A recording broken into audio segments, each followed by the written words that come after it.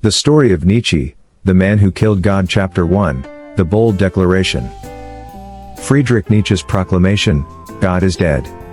God remains dead. And we have killed him, reverberates through generations. Despite its frequent citation, its true meaning eludes many. Nietzsche, often misunderstood, expressed much more than a simple denial of God's existence. His assertion was a profound commentary on the cultural and philosophical shifts of his time. In 19th-century Europe, traditional religious beliefs were waning, and atheism was on the rise. This transformation created both a crisis and an opportunity. Nietzsche's words reflect this turmoil, suggesting not just the death of a deity but the end of an era. He wasn't celebrating atheism but rather describing the vacuum left in the wake of diminishing faith. Nietzsche's full statement encapsulates his philosophical intent: God is dead. God remains dead. And we have killed him. How shall we comfort ourselves, the murderers of all murderers? What was holiest and mightiest of all that the world has yet owned has bled to death under our knives. Who will wipe this blood off us? What water is there for us to clean ourselves? What festivals of atonement, what sacred games shall we have to invent? Is not the greatness of this deed too great for us? Must we not become gods simply to appear worthy of it? The idea was not merely that belief in God was dying, but that humanity must now grapple with the consequences. In a world without divine guidance, humans were faced with the challenge of creating their own values and morals. For some, this was liberating; for others, it justified horrific acts. When J. Robert Oppenheimer quoted the Bhagavad Gita after the first atomic bomb test, saying, "Now I am become death, the destroyer of worlds," he echoed Nietzsche's lament. Both realized the profound responsibility that came with wielding such power. Nietzsche foresaw the moral and existential dilemmas that would arise from the death of God and questioned if humanity was ready to bear the weight of this new reality. Chapter 2, The Early Life of Nietzsche. Friedrich Nietzsche was born in 1844 in a small town in Prussia to Karl Ludwig Nietzsche, a Lutheran pastor, and his wife, Franziska. His family was steeped in religious tradition. His uncle and both grandfathers were also Lutheran ministers. However, tragedy struck early in Nietzsche's life. When he was just 5, his father died of a brain hemorrhage, followed by the death of his younger brother 6 months later. These losses had a profound impact on young Nietzsche. Raised by his mother and sister, Nietzsche was surrounded by women and religious influence. Despite, or perhaps because of, this environment, Nietzsche's views would diverge dramatically from the faith of his upbringing. Nietzsche excelled academically, particularly in music and literature. He admired the composer Richard Wagner and was influenced by Romantic writers. At boarding school, and later at the University of Bonn, he studied theology and philology. His brilliant mind quickly stood out, but his focus shifted from theology to philology, and he transferred to the University of Leipzig. Here, Nietzsche encountered the works of Arthur Schopenhauer, whose atheistic and pessimistic philosophy resonated with him. Schopenhauer's view that human life was driven by an insatiable will that could never be satisfied deeply influenced Nietzsche. This unending striving, according to Schopenhauer, was the root of human suffering. Nietzsche's exposure to Schopenhauer marked the beginning of his philosophical journey. He would take Schopenhauer's ideas further, questioning the foundations of morality and exploring the implications of a world without God. His early life set the stage for the radical thoughts and bold declarations that would define his work. Chapter 3, The Birth of Tragedy. Nietzsche's first major work, The Birth of Tragedy, was published in 1872. It was a bold and controversial critique of contemporary culture, drawing heavily on his admiration for ancient Greek art and mythology. Nietzsche argued that Western society had lost the Dionysian spirit of creativity and vitality, becoming overly rational and repressed. In Greek mythology, Dionysus is the god of wine, fertility, and theater, representing the primal, chaotic, and ecstatic aspects of human nature. Nietzsche believed that this Dionysian energy had been suppressed by the rise of Socratic rationalism, which emphasized logic and reason at the expense of emotional and artistic expression. The Birth of Tragedy lamented the loss of this dynamic spirit in Western culture. Nietzsche saw the potential for its revival in the music of composers like Wagner, Beethoven, and Bach, whose works he felt embodied the Dionysian spirit. He believed that art and music could restore a sense of vitality and creativity to a society that had become stagnant and repressed. Nietzsche's ideas were radical and not well received by the academic establishment. His critique of rationalism and his call for a return to a more primal and artistic way of life were seen as a rejection of the intellectual and cultural values of his time. Despite the controversy, the birth of tragedy laid the groundwork for Nietzsche's later philosophical explorations and established him as a provocative and original thinker. Chapter 4. The Break with Wagner. Nietzsche's relationship with Richard Wagner was one of admiration and eventual disillusionment. Initially, Nietzsche saw Wagner as a kindred spirit who embodied the Dionysian energy he so admired. Wagner's music was a powerful expression of emotion and creativity, and Nietzsche was drawn to the composer's charismatic personality and artistic vision. The two men developed a close friendship, with Nietzsche spending considerable time at Wagner's home. However, their relationship was fraught with tension. Wagner's increasing nationalism and anti-Semitism deeply troubled Nietzsche, who valued individual creativity and freedom above all else. Nietzsche's philosophical journey was leading him away from the ideas that Wagner represented. Nietzsche's second major work, Human, All Too Human, marked a clear break with both Wagner and Schopenhauer. This book reflected a more scientific and rational approach to philosophy, moving away from the mystical and romantic elements that had characterized his earlier work. Nietzsche's rejection of Wagner's influence was painful but necessary for his intellectual development. The end of their friendship was a turning point for Nietzsche. He began to distance himself from the artistic and cultural movements that had initially inspired him, seeking instead to develop his own unique philosophical perspective. This period of transition was marked by intense personal struggle and intellectual growth, as Nietzsche grappled with the implications of his evolving ideas. Chapter 5. The Philosopher's Illness. Nietzsche's life was marked by severe and chronic health problems that profoundly affected his work. At the age of 23, he was injured in a riding accident while serving in the military. This injury, combined with his pre-existing health issues, left him in constant pain and frequently incapacitated. Despite his physical suffering, Nietzsche's mind remained sharp and active. He continued to write and develop his ideas, even as his health deteriorated. His frequent bouts of illness forced him to resign from his position as a professor at the University of Basel at the age of 34. This decision allowed him to focus entirely on his writing, but it also isolated him from the academic community.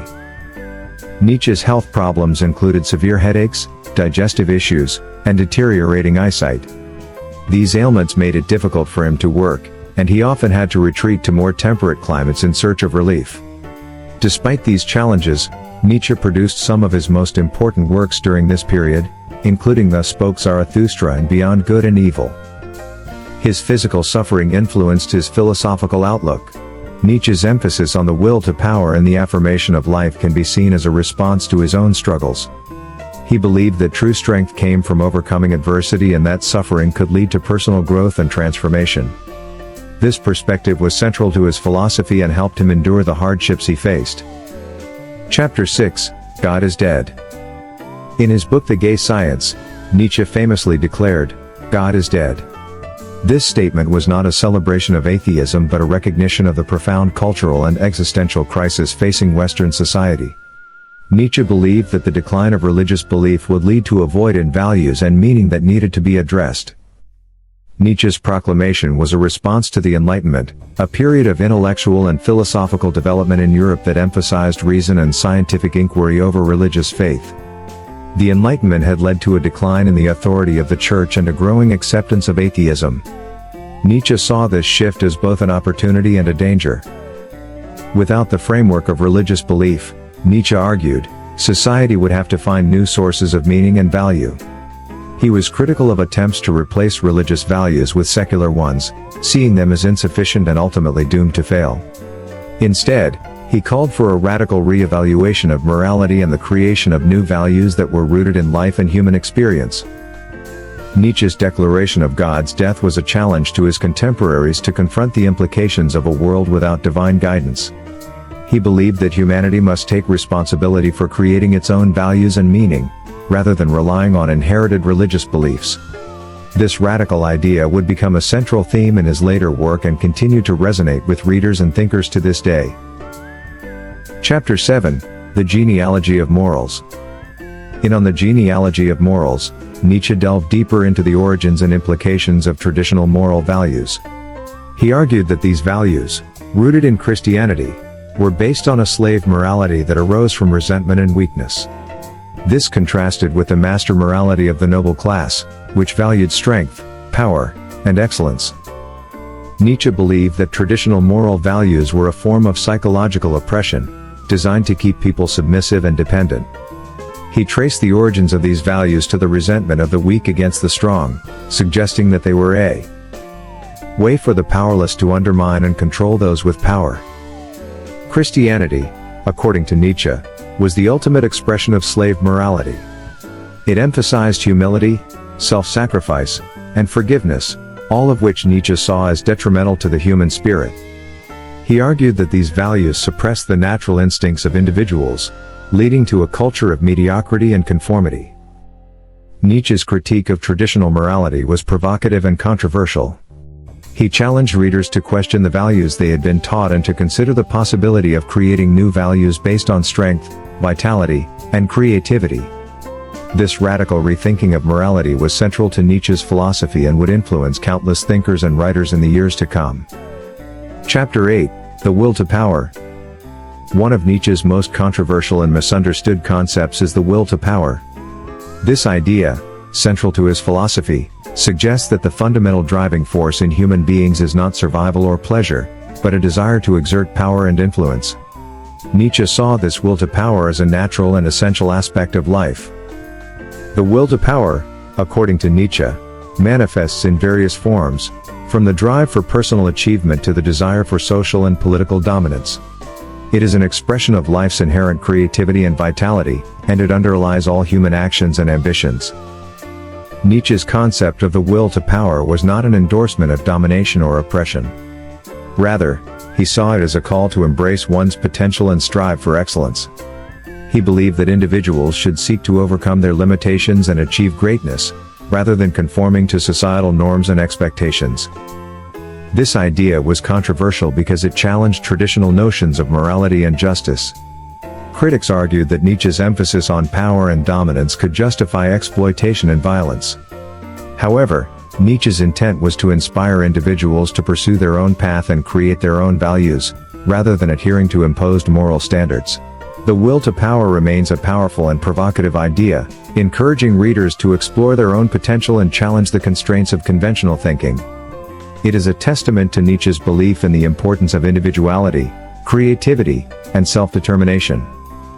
Chapter 9, The Eternal Recurrence. In his doctrine of the eternal recurrence, Nietzsche posed a profound and challenging question: can you affirm your life as it is, with all its joys and sorrows, if you had to live it over and over again for eternity? This idea was not just a thought experiment but a test of one's ability to embrace life in its entirety. The concept of eternal recurrence asks individuals to consider their lives as a perpetual cycle, repeating the same experiences endlessly. Nietzsche used this idea to challenge people to live in a way that they could affirm and embrace every aspect of their existence, even the most painful and difficult moments. This doctrine was closely tied to Nietzsche's idea of affirmation, the acceptance and celebration of life as it is. It rejected the notion of seeking escape or transcendence, instead encouraging a full engagement with the present moment. Nietzsche believed that true strength and happiness came from the ability to say yes to life in all its complexity. The eternal recurrence was a radical departure from traditional religious and philosophical views that sought to transcend or escape the imperfections of earthly existence. Nietzsche's challenge was to find meaning and value in the here and now, to embrace life with all its contradictions and uncertainties. This idea remains one of Nietzsche's most intriguing and difficult concepts. It calls for a deep and honest reflection on one's life and the courage to embrace it fully. In a world often focused on the pursuit of perfection and avoidance of suffering, Nietzsche's doctrine of eternal recurrence offers a powerful counterpoint, urging us to find beauty and meaning in the imperfect reality of our lives. Chapter 10, Zarathustra and the Übermensch. In Thus Spoke Zarathustra, Nietzsche introduced one of his most famous and enigmatic concepts, the Übermensch, or Superman. This figure represents the ideal human being who has transcended traditional values and created new ones, embodying Nietzsche's vision of a life-affirming, self-determined existence. The prophet Zarathustra serves as Nietzsche's mouthpiece in this work, delivering his teachings and preparing humanity for the coming of the Übermensch. Zarathustra's journey is one of self-discovery and enlightenment, and his teachings challenge readers to transcend their limitations and embrace their full potential. The Übermensch is not a specific individual but an ideal to strive toward. This figure embodies Nietzsche's values of creativity, strength, and self-overcoming. The Übermensch rejects the slave morality of traditional religions and embraces a life of freedom, creativity, and self-expression. Nietzsche's concept of the Übermensch has been widely interpreted and often misunderstood. Some have seen it as a justification for elitism or domination, but Nietzsche's intent was to inspire individuals to pursue their own path and create their own values. The Übermensch is a symbol of human potential and the power of self-creation. Thus Spoke Zarathustra is a poetic and philosophical work that challenges readers to think deeply about their own lives and values. It remains one of Nietzsche's most influential and enduring contributions to philosophy, inspiring countless interpretations and debates. Chapter 11. Beyond Good and Evil. In Beyond Good and Evil, Nietzsche continued his critique of traditional morality, exploring the psychological and cultural foundations of moral values. He argued that conventional notions of good and evil were simplistic and limiting, preventing individuals from achieving their full potential. Nietzsche's philosophy of Beyond Good and Evil calls for a re-evaluation of moral values, moving beyond the binary distinctions of traditional ethics. He believed that true strength and creativity came from the ability to transcend conventional moral boundaries and create new values based on individual experience and perspective. This work introduced the concept of perspectivism, the idea that all knowledge and values are shaped by individual perspectives. Nietzsche argued that there is no objective truth or universal morality, only different viewpoints and interpretations. This idea challenges the notion of absolute truth and encourages a more flexible and open-minded approach to understanding the world. Nietzsche's critique of traditional morality was provocative and controversial, challenging deeply held beliefs and values. He urged readers to question the foundations of their moral judgments and to consider the possibility of creating new values that reflect their own experiences and aspirations. Beyond Good and Evil is a powerful and challenging work that continues to inspire and provoke readers. It calls for a radical re-evaluation of morality and encourages a more creative and individualistic approach to life. Nietzsche's ideas remain as relevant and thought-provoking today as they were when they were first published. Chapter 12. The Will to Power and Self-Overcoming. The concept of the will to power is central to Nietzsche's philosophy, representing the fundamental drive behind all human actions and ambitions. Nietzsche saw the will to power as an expression of life's inherent creativity and vitality, a desire to exert influence and achieve greatness. Nietzsche believed that the will to power was not just about domination or control but about self-overcoming and personal growth. He argued that individuals should strive to overcome their limitations and achieve their full potential, rather than conforming to societal norms and expectations. This idea of self-overcoming is closely tied to Nietzsche's concept of the Übermensch, the ideal human being who has transcended traditional values and created new ones.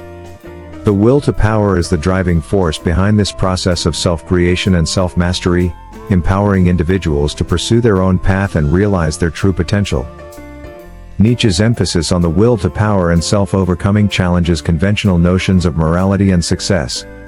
It encourages a more dynamic and individualistic approach to life, one that values creativity, strength, and personal growth over conformity and mediocrity. The will to power remains a powerful and provocative idea, inspiring readers to explore their own potential and challenge the constraints of conventional thinking. It is a testament to Nietzsche's belief in the importance of individuality, creativity, and self-determination. Chapter 13. The Impact of Nietzsche's Philosophy. Nietzsche's ideas have had a profound and lasting impact on a wide range of fields, from philosophy and psychology to literature and the arts. His radical critique of traditional values and his call for the creation of new ones have inspired countless thinkers and writers. In psychology, Nietzsche's ideas influenced the development of psychoanalysis and existential psychology. Sigmund Freud and Carl Jung both drew on Nietzsche's insights into the unconscious mind and the role of repressed desires in shaping human behavior. Alfred Adler's individual psychology was also heavily influenced by Nietzsche's emphasis on self-creation and striving. In philosophy, Nietzsche's critique of traditional morality and his concept of the will to power have been foundational for existentialist and postmodern thinkers.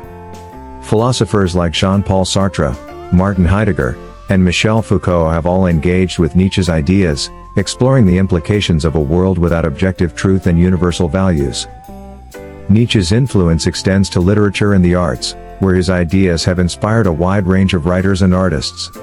His emphasis on creativity and individual expression has resonated with authors like Hermann Hesse, Thomas Mann, and James Joyce, who have explored similar themes in their work. Nietzsche's impact is not limited to academic and artistic circles. His ideas have also influenced broader cultural and social movements, challenging conventional beliefs and encouraging a more individualistic and creative approach to life. Despite the controversies and misunderstandings surrounding his work, Nietzsche's philosophy continues to inspire and provoke, offering a powerful and transformative vision of human potential. Chapter 14: The Misinterpretations and Controversies. Nietzsche's philosophy has been subject to numerous misinterpretations and controversies, particularly regarding his ideas about power, morality, and individuality.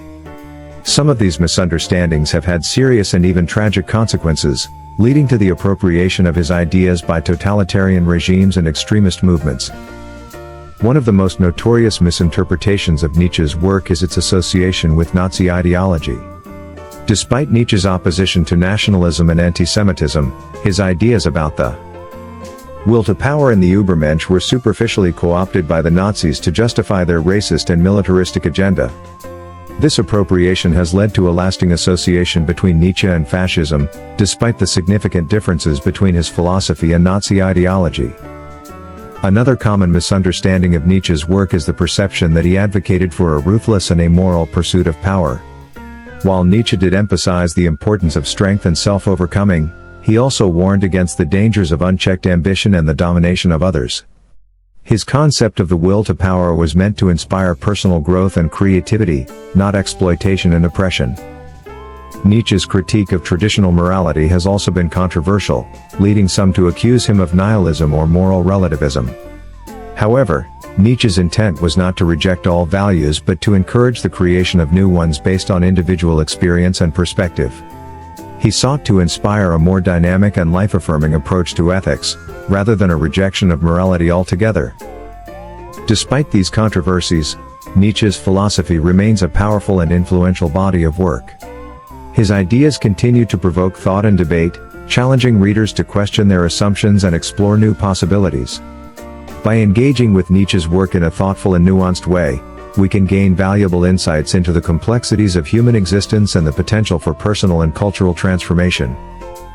Chapter 15: Nietzsche's Legacy and Relevance.